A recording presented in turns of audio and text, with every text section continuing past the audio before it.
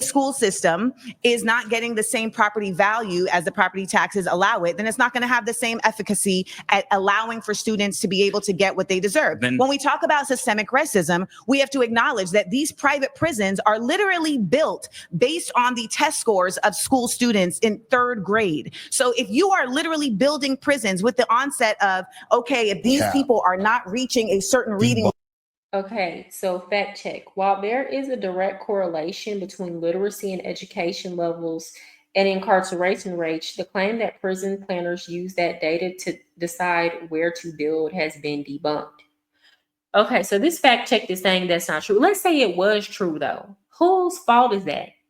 Whose fault is that? If you have people who are planning prisons who are looking at these test rates and saying, yep, well, more than likely they'll be coming through our doors. Is it the prison planners system that they were making room and a space for your child? Or is it your fault that when you saw your child couldn't read or was falling by the wayside, you took absolutely no action? And I'm saying this as a person who literally changed my whole life. And a big reason was because my daughter was falling behind in school and it bothered me so much. I literally was like, my daughter's falling behind in school. I'm spending all my time at high school teaching other people's kids. I'm exhausted when I get home. I'm exhausted by the economy. I got my daughter in a tutoring program. It wasn't enough.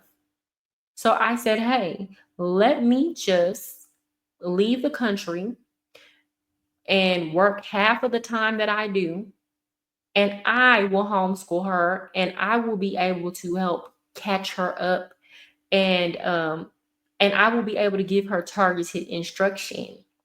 And I'm not saying everybody is going to be able to do that, but I'm saying if I'm already knowing this, then you have some tough decisions to make. But I wasn't going to let my daughter continue to fall behind and then try to blame anybody else in the system for as to why it stayed that way. I had to take action, drastic action.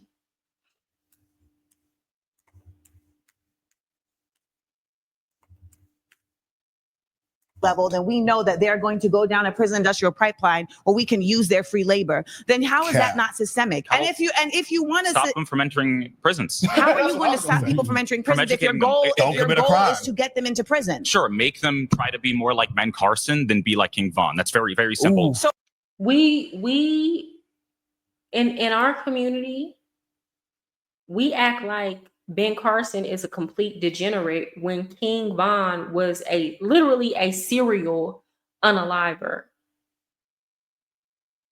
Right?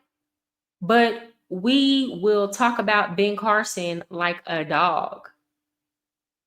And his solution that he gave her is the only solution. If you know that a trap is set for your child, then you need to do everything that you can to try to keep them from falling into that trap. I remember my daughter was on a dance team and people will make fun of my daughter because she doesn't have as much rhythm as like the other girls on the team. But what people don't understand is their parents were letting them sit up on TikTok and watch TikTok all day, watch twerk videos. So these girls are like super young, don't know how to shake their butt. My daughter 9, she don't know how to shake her butt. But mind you, she got on this team when she was like, I want to say 5 or 6. And the girls they was already knowing how to sway their hips, shake their butt, do all the TikTok dances. Right. And, luckily the coach let them keep it appropriate, but they would have these dance offs where you can clearly tell, okay, a lot of y'all energy and time at home is going into learning how to gyrate.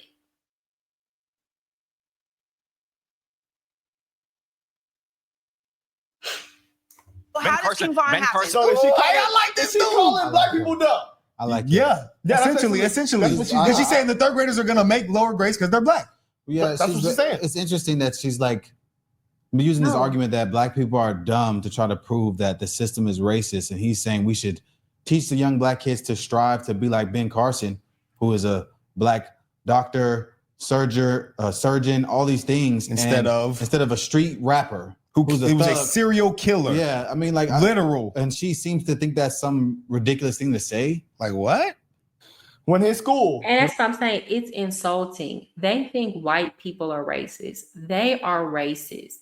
They are the ones who think that just because of the color of our skin and the circumstances that our ancestors went through, that we cannot succeed and thrive without somebody constantly giving us something, without getting some type of reparations or a PPP loan, or getting the bar lowered. That's another thing. They want the standards to constantly be lowered. I remember when they were claiming that tests are racist. So it's like there has to be this constant lowering of the bar, and it's never enough, because unfortunately, when you lower standards, boundaries, and expectations, it doesn't encourage people to strive higher.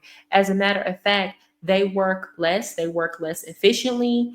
They care less about whether or not they succeed, because they know that the reward is guaranteed. So what incentive would you have to work hard? You don't have any real skin in the game. There's nothing on the line. You know that people are going to make an exception for you because, they're going to go for your sob story. So what is the point in even putting forth maximum effort? And then what happens, I saw this when I worked in high school. The bar is in hell, and this is just across the board. This really doesn't have anything to do with race. So for example, if you have a student now who is going to public school and they are an A student, if you go back to when I was in school, if you go back to, the 2000s, if you go back to 15, 20 years ago, your child who was an A student would be a C student at best. So what does that say about a C student today? That's how bad it is. And this is across all racial categories. But school administration pressures the teachers to pass kids. I had students who I was pressured to pass, and they never even turned an assignment. Like, I literally never got an assignment for them the entire year.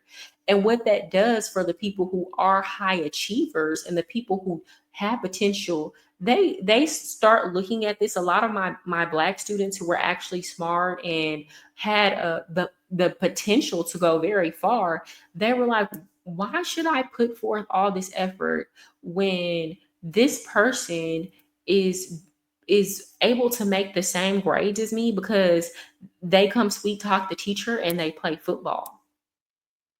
What is the point? So it drags everybody down.